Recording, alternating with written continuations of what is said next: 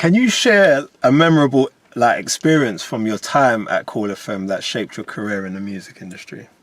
Do you know what it is? I think I wouldn't say that it was a one-off scenario or one-off situation that did. Basically, for me, it was, the culture.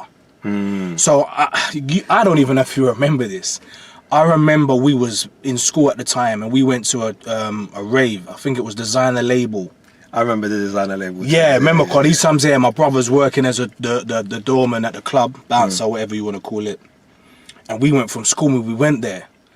And it was almost like, that was when I felt like, I'm here, them way there, sort of thing. Yeah. So that shaped me in the sense of, that's what made me fall in love with the rave scene. I remember there's a difference.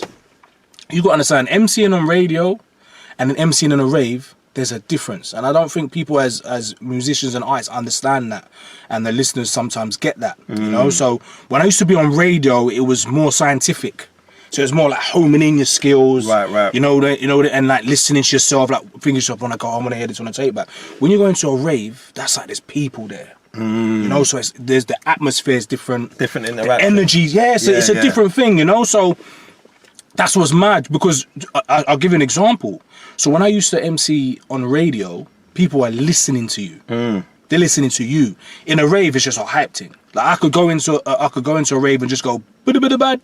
And people go mad. Yeah. You understand what I'm saying? Where on radio, it's not really people want to hear what you've got to say. So the elements were different. So for me, it was a different structure, and it was different because it all depended on where I was how I got. And I think the rave scene probably was what solidified me around. Although Cool FM was massive for me because getting on there. I mean, I'll be honest with you. I'll tell you some insight.